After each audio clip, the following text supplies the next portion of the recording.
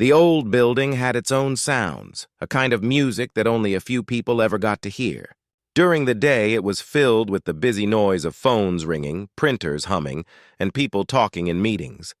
But when the sun went down and the office workers went home, a different, quieter song began. This was the time when Arthur Pembleton went to work. For 23 years, Arthur had been the night janitor for the company called Lockhart & Sons. He knew every inch of the place. He knew which floorboard on the third floor creaked if you stepped on its left side. He knew the exact spot in the main hallway where the winter draft came through, no matter how well they sealed the windows. He knew the smell of the wooden desks after they had been warmed by computer monitors all day, and the sharp, clean scent of the lemon floor polish he used every night. This place was more familiar to him than his own small apartment. Arthur was a man of routine. His life was built on it. He would start his shift at 8 o'clock in the evening, hanging his worn jacket on the same hook in the janitor's closet. He would then make his way from the top floor down, methodically cleaning each office. He never rushed. He moved through the empty spaces with a slow, steady calm, like a fish moving through deep, still water. He was a quiet man, with gentle eyes and hands that were rough from a lifetime of work. Most people in the company barely noticed him. To them, he was just the friendly, quiet man who emptied the trash and made the office sparkle by morning. The heart of the company, everyone said, was the big office on the top floor. This was the office of the boss, the man who had started the whole company, Mr. Lockhart.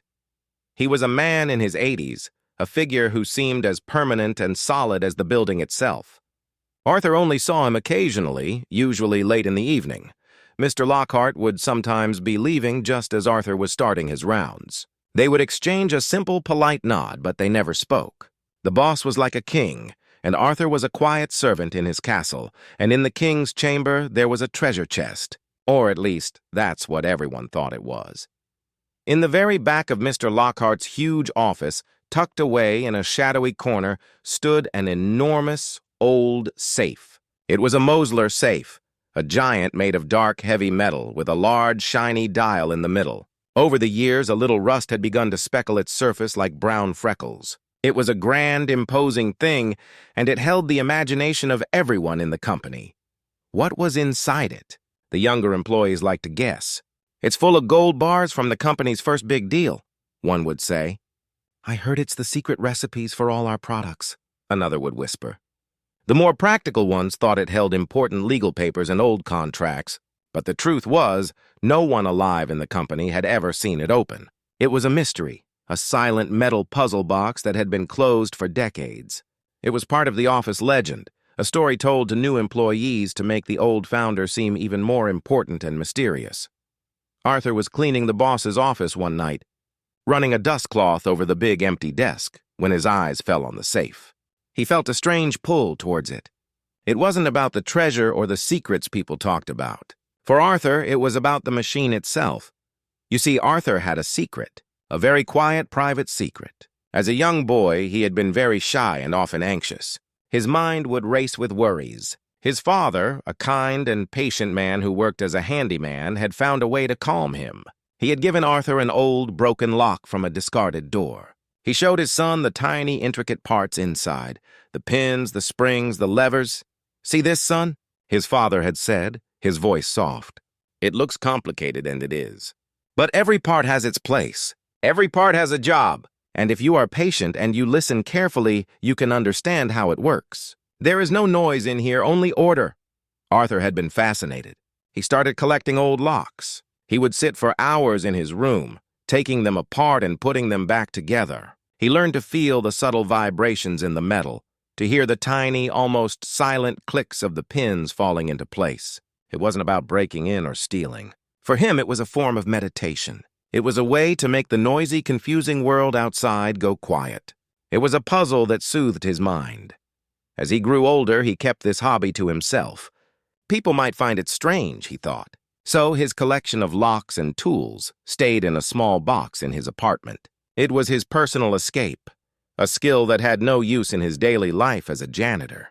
Until now, looking at the massive Mosler safe, Arthur felt his old curiosity wake up. It was the king of all locks, a beautiful, complex mechanical beast. He walked over to it, not to try and open it, but just to look. He ran his fingers over the cool, painted steel.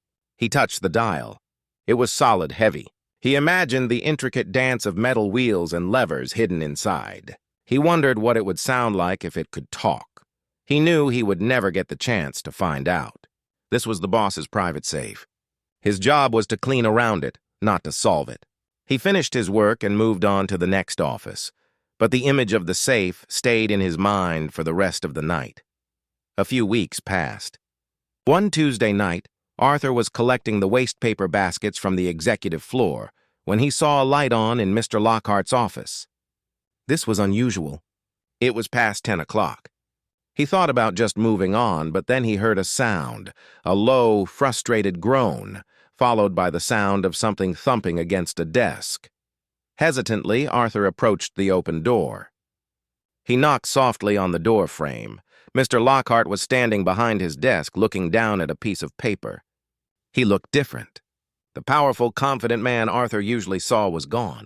In his place was an old man, his shoulders slumped, his face etched with deep lines of worry and tiredness. He looked up, and his eyes, usually sharp and focused, seemed cloudy and distant. "Pembleton," the old man said, his voice rough, like stones grinding together. He seemed to struggle to remember the janitor's name. "Come in." Arthur stepped into the office, feeling out of place. Mr. Lockhart gestured weakly towards the great dark safe in the corner. "That thing," he said, a hint of anger and defeat in his tone. "The combination. It's lost. I wrote it down years ago, but the paper is gone. My memory, it's not what it was." He sighed. A long, heavy sound that seemed to carry the weight of all his years. "My lawyer needs the papers from inside for the future of the company. I called the best locksmiths in the city. They all said the same thing. It's too old, too complex. They would have to drill it, cut it open like a tin can. They would destroy the contents. And I cannot allow that." The old man looked directly at Arthur, and for the first time, Arthur saw something vulnerable in his gaze. It was a flicker of desperation, and then I remembered, Mr. Lockhart continued, his voice dropping almost to a whisper. "Years ago, the old facilities manager, Frank, he told me something. He said you had a knack. A skill with locks. He said you fixed the old vault in the accounting department when no one else could. He said you had magic in your fingers." Arthur felt his heart skip a beat. He had completely forgotten about that. It was a simple mechanical lock on an interior door years ago. He had fixed it in 5 minutes just to be helpful. He never thought anyone would remember, and certainly not the CEO. He stood there, a janitor holding a bag of trash in the grand office of the most powerful man he knew.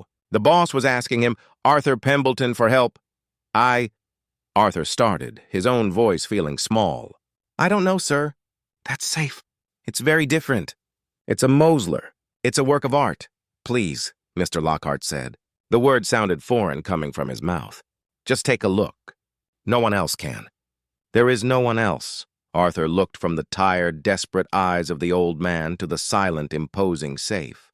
He thought of his father, of the quiet peace he found in the heart of a lock. He thought of the mystery that had captivated the entire company for so long. This was the greatest puzzle of his life, sitting right in front of him. He took a slow, deep breath and nodded. "I can take a look," he said softly.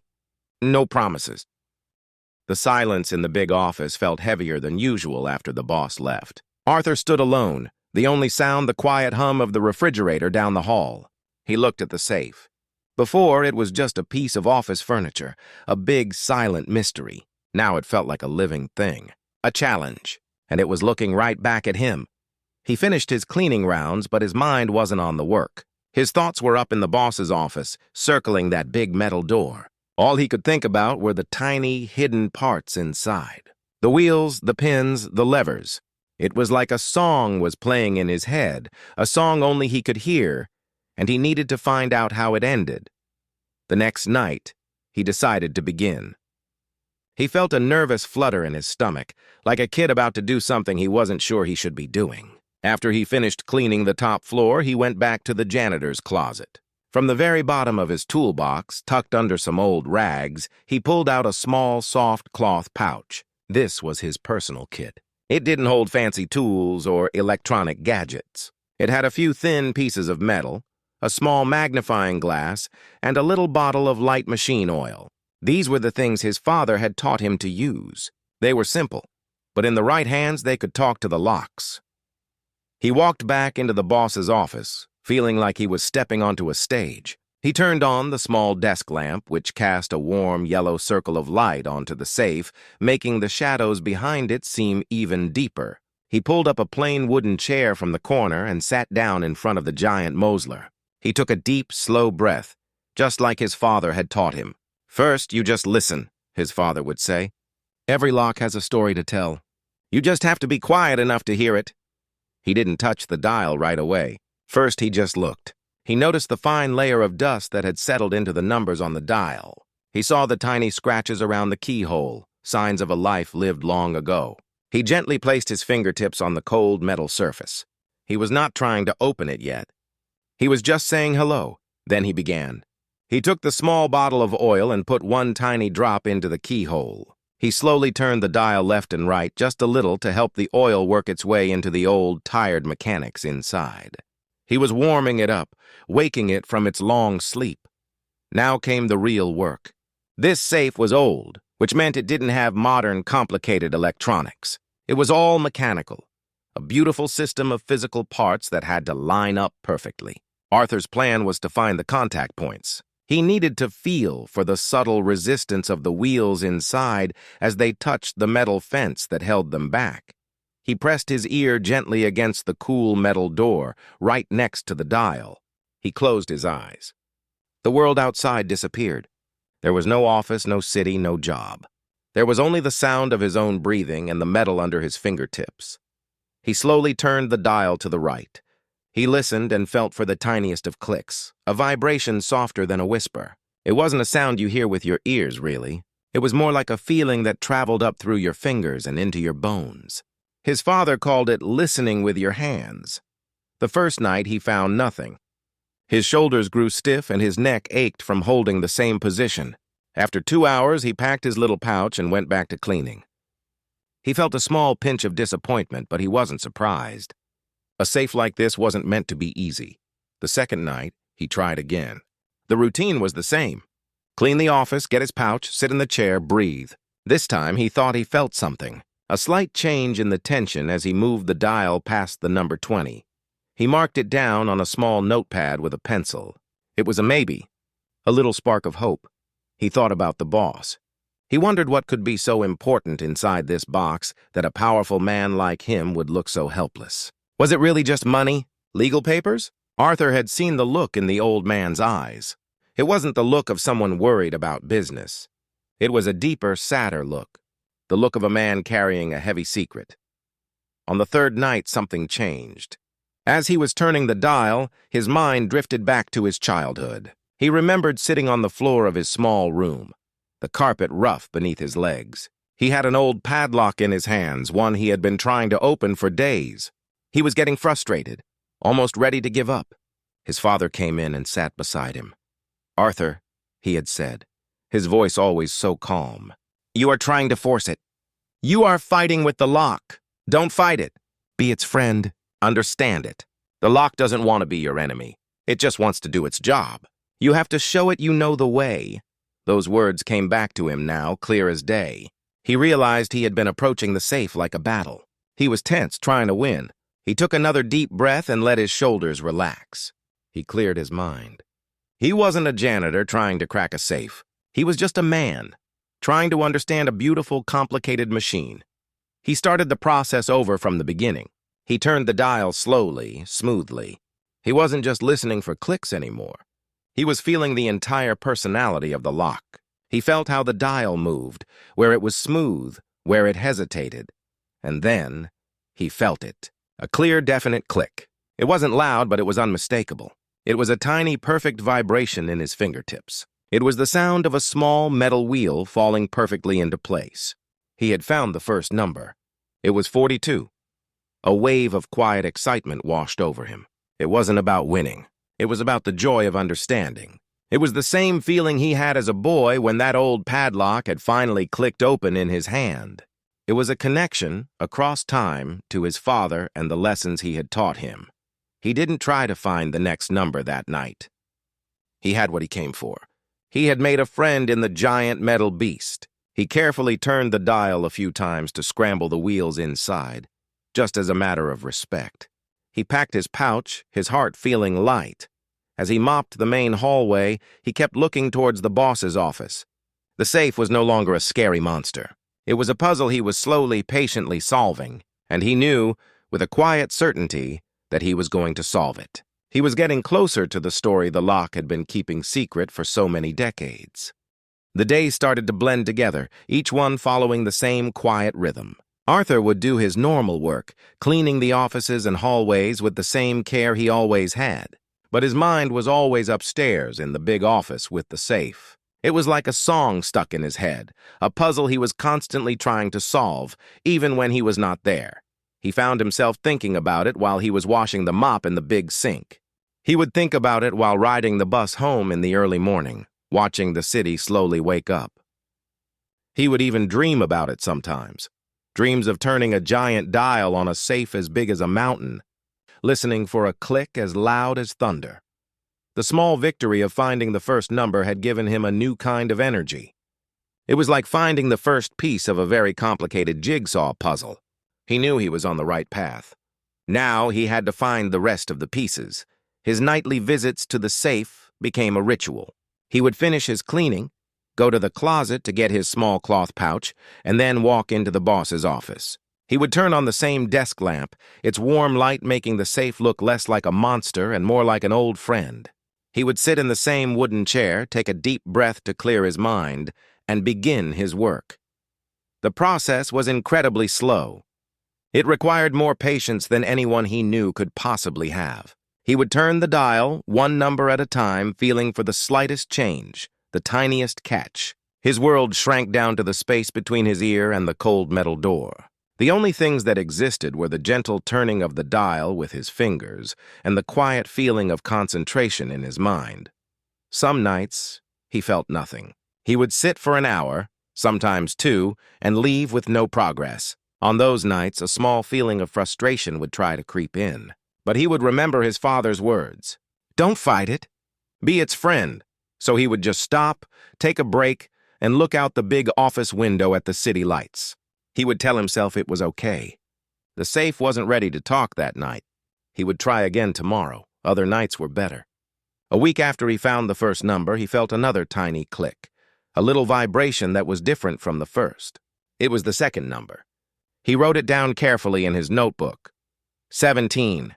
He was making a map in his mind of the safe's secret combination. It was like getting to know a person. He was learning its personality. He learned that if he turned the dial too fast, he would miss the subtle feelings. He learned that the safe was more sensitive in the cooler hours of the night, as if the metal itself was more alert. One night, something unusual happened.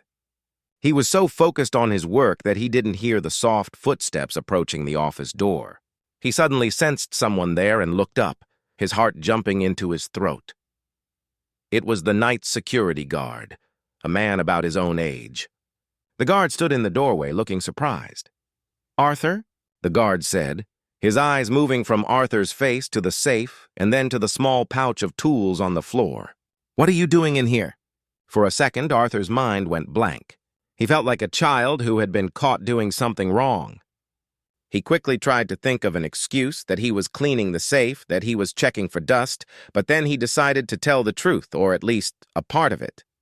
"The boss," Arthur said, his voice a little shaky. "Mr. Lockhart, he asked me to see if I can get this old thing open. The combination is lost." The guard raised his eyebrows. He walked a little closer, looking at the safe with curiosity. You can open this?" "The locksmiths couldn't do it." Arthur just shrugged, a little embarrassed. "I'm just trying. It's an old hobby." The guard was quiet for a moment, looking at Arthur with a new kind of respect. "Well, I'll be," he finally said, a slow smile spreading across his face. "The janitor and the safe." "That's a good story. Don't worry, I won't tell anyone. Good luck." He gave a little nod and continued on his rounds. Arthur let out a breath he didn't realize he was holding. He felt a strange sense of relief. His secret was out, but it was safe with the guard. It made the whole thing feel more real, less like a dream he was having by himself. This small encounter gave him more confidence. He went back to work with a new determination. The safe was no longer his secret. It was his mission. A few nights later, he found the third number. It was 85. He wrote it down in his notebook, his hand trembling just a little. He now had 3 numbers, 42, 17, and 85. But he wasn't done. He still had to figure out the correct order to turn them, and how many times to spin the dial between each number. It was like having words but not knowing the sentence. He was getting closer, though. He could feel it. The safe was starting to talk to him. The clicks were becoming clearer, the feelings more definite. He had spent so many hours with it now that he could almost sense its mood. He looked at the big, dark metal door. It didn't seem so intimidating anymore. It seemed like it was waiting for the right person to come along and understand its secret language. Arthur felt, deep in his bones, that he was that person. The final click was out there waiting for him. He just had to be patient enough to find it. The air in the office felt different tonight. It was the 4th night since Arthur had found the third number. He had the numbers written in his small notebook, 42, 17, 85. But they were just numbers. They were like having keys, but not knowing which door they opened. The real work, the final part, was about finding the right sequence. The exact dance of turns that would make the heavy lock finally let go. He sat in his usual chair, the wooden seat feeling familiar and comfortable now. The desk lamp shone its friendly light on the dial. He had already done his cleaning, and the whole building was quiet, wrapped in the deep silence of the late night. It was just him and the safe. He started the long process of trying different orders. He knew the basic idea. You had to turn the dial left, then right, then left again, stopping on the numbers in a specific pattern. But he didn't know what that pattern was. So he had to try them all, he began. Left 4 times, stop at 42, right 3 times, stop at 17, left 2 times, stop at 85. He took a breath and gently pulled on the large curved handle. Nothing.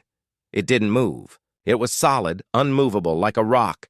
He scrambled the dial and tried again. Left 4 times. Stop at 42. Right 3 times, stop at 85. Left 2 times, stop at 17. He pulled the handle. Again, nothing. He tried another order, and then another. Each time he turned the dial with slow, careful precision. Each time he pulled the handle with a small hope growing in his chest. And each time, the handle refused to budge even a little. The hope started to fade, replaced by a slow, creeping doubt. What if he was wrong? What if the clicks he felt were just his imagination? What if the real combination was written on a piece of paper that was thrown away years ago, and this was all a waste of time? He thought about the boss and the desperate look in his eyes. He felt the weight of that look now on his own shoulders. After what felt like 100 tries, his fingers were sore and his mind was tired. A feeling of frustration, hot and sharp, began to rise in him. He was so close. He had the pieces, but he couldn't make them fit. He stood up and walked away from the safe, pacing back and forth in the big office. He ran a hand through his hair, feeling defeated. He looked out the big window. The city was mostly dark, with just a few lonely lights shining in the distance. He felt alone, just like those lights. He had told the boss he would try, and he was failing. Maybe the locksmiths were right. Maybe this old thing was just too stubborn for anyone to open.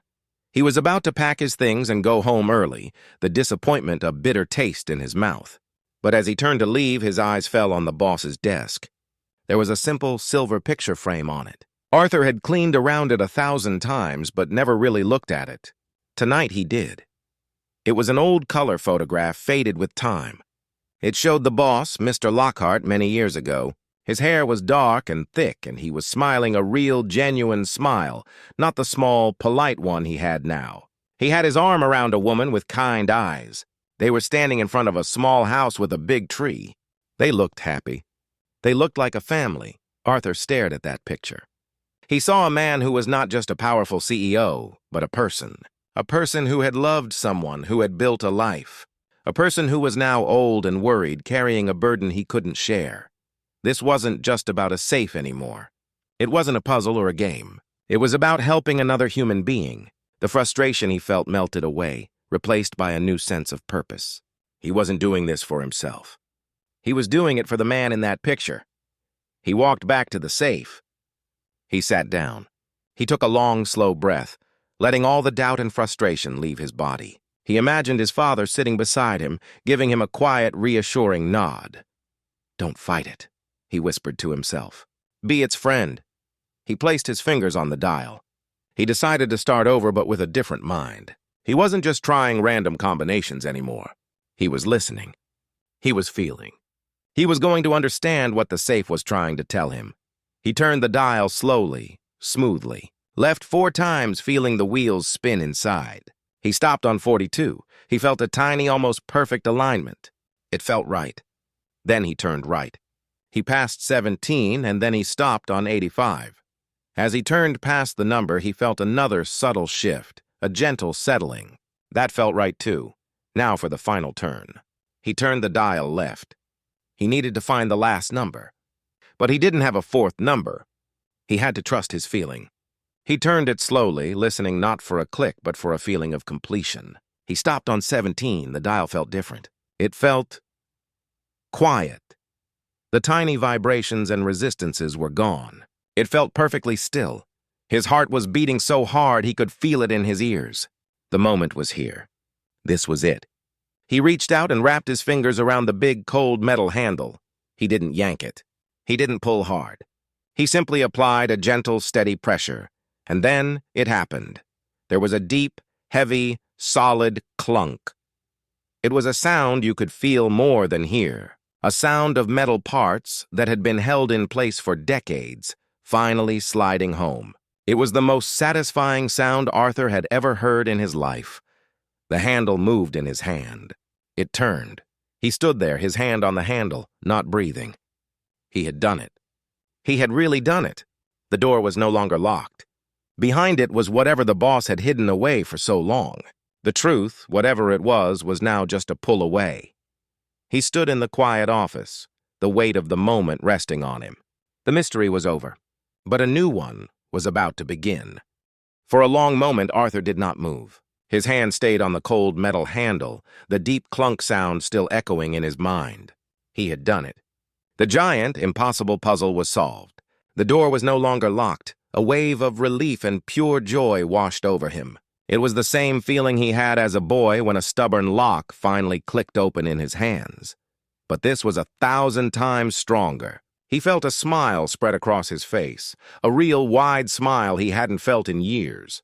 He wanted to laugh out loud in the empty office. He had won, but that feeling only lasted for a few seconds. It was quickly replaced by a new, different feeling, a heavy sense of responsibility. The mystery of opening the safe was over. Now the mystery of what was inside was about to begin. He slowly pulled on the handle.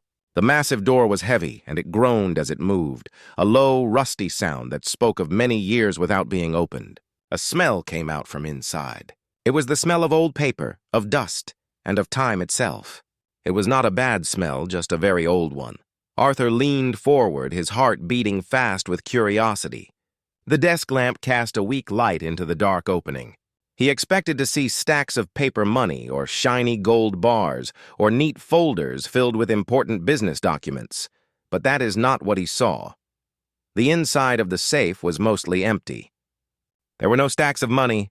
There were no gold bars. Instead, sitting all by itself in the middle of the large, dusty space, was a simple cardboard box. It was the kind of box you might use to store old photographs.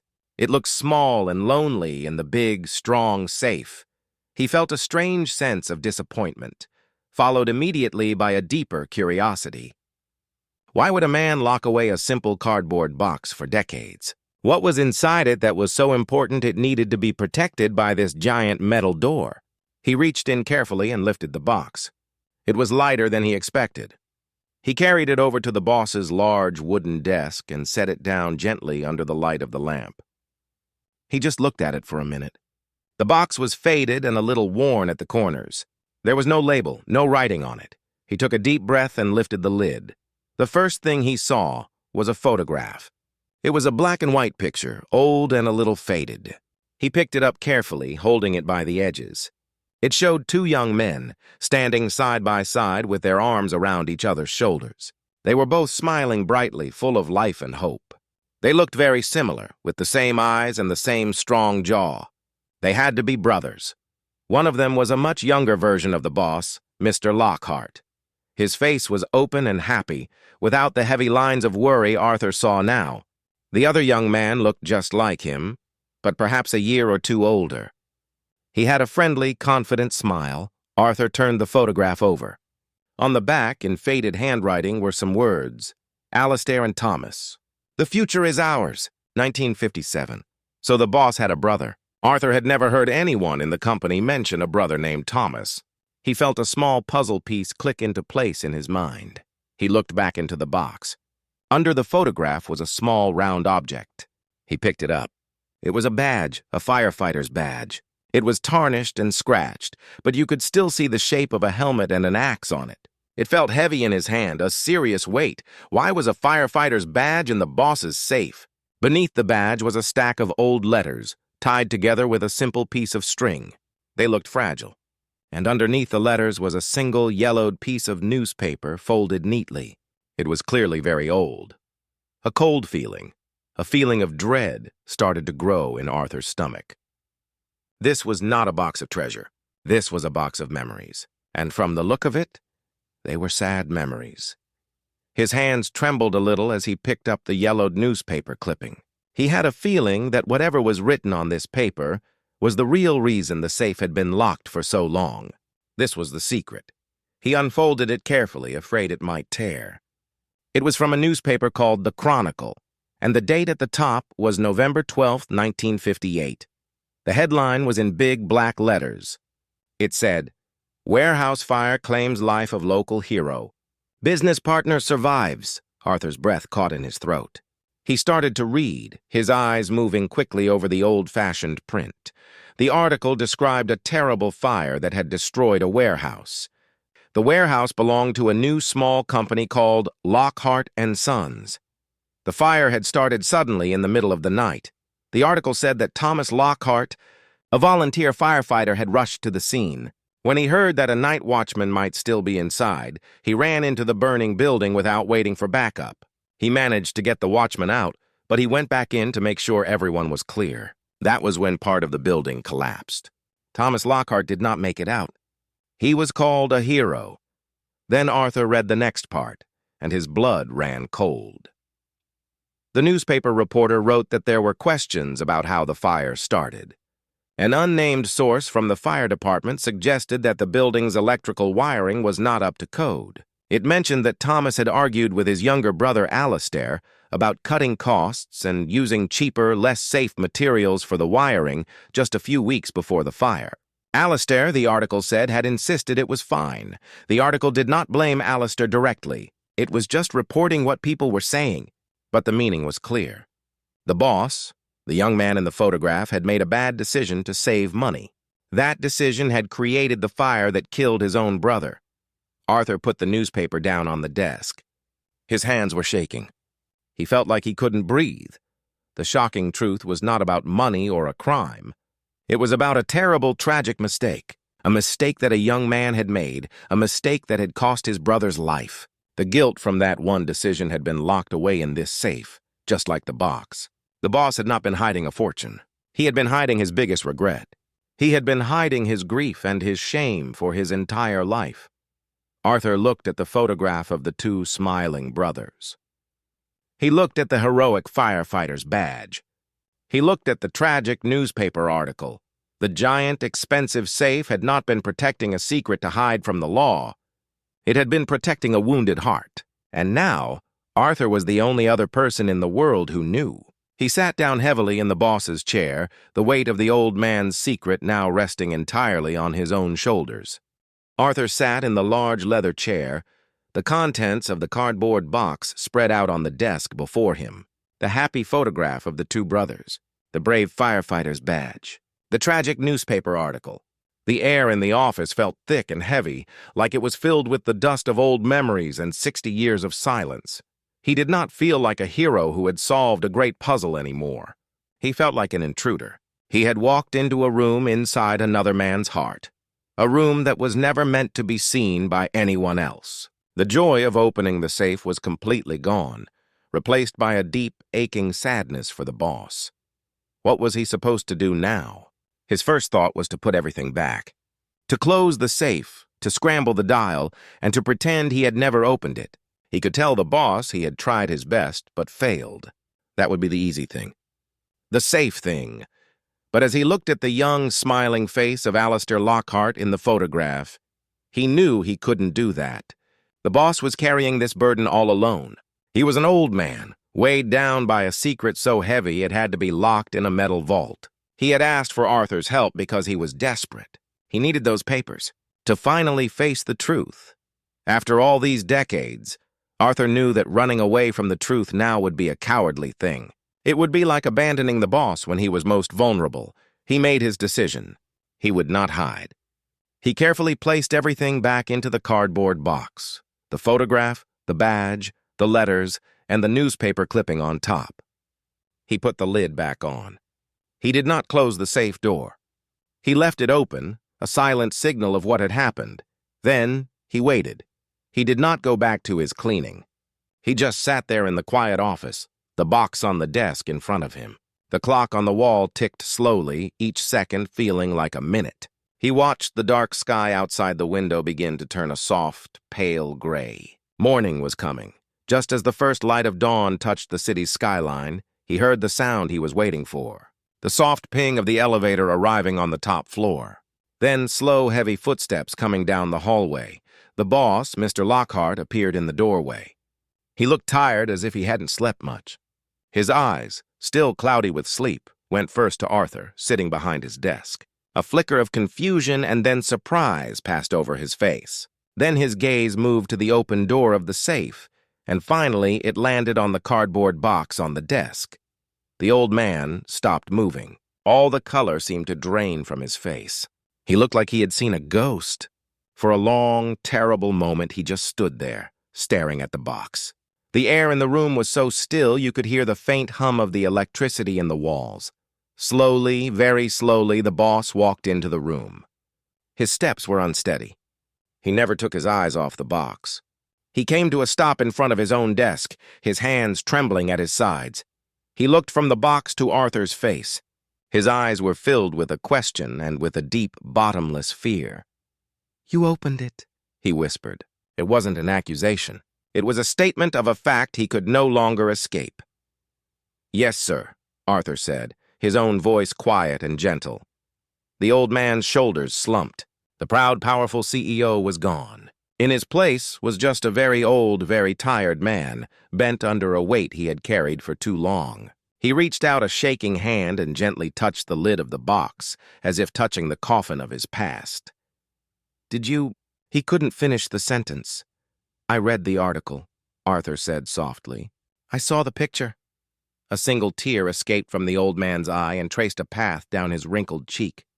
He did not wipe it away. He pulled out the chair on the other side of the desk and sat down, his body seeming to shrink. He was silent for a long time, just looking at the box. When he finally spoke, his voice was rough with emotion. "His name was Thomas," he began, his eyes looking at something far away. "He was my older brother." He was the good one. The brave one." He pointed a trembling finger at the box. "He wanted to be a firefighter more than anything. I was the one who wanted the business. We were going to build it together." He told Arthur the story then. Not the simple facts from the newspaper, but the real human story. The story of an argument between two brothers. His own stubborn pride. His desire to save a little money to make the business succeed faster. He told Arthur how he had insisted on using the cheaper wiring, how he had shouted at his brother that he was being too cautious. He was right, the old man said, his voice breaking. And I was a fool. A proud, stupid fool. He described the night of the fire, the phone call, the rush to the scene, the horrible orange glow in the sky, the feeling of utter helplessness as he watched the building that was their dream collapse, with his brother inside. "He died because of me," the old man whispered, the words filled with a pain that had not faded with time. "I built this company for him. Everything I did, every success, was for his memory. It was my way of saying I was sorry." but I could never say it out loud. I was too much of a coward. I hid the truth to protect the company's name and his memory as a hero, but I was really protecting myself. Arthur listened. He didn't speak. He didn't offer empty words like, "It wasn't your fault." He knew that wouldn't help. He just sat and listened, giving the old man the one thing he probably never had, a witness to his grief, someone to finally share the burden with. When the boss finished, the office was filled with a strange, peaceful silence. The secret was out. The weight was still there, but it was no longer his to carry alone. The old man looked at Arthur, his eyes red but clearer than they had been before. "What happens now?" he asked. Arthur looked back at him. "That's up to you, sir," he said. "The safe is open. The papers are here for your lawyer. My job is done." A look of profound gratitude washed over the old man's face.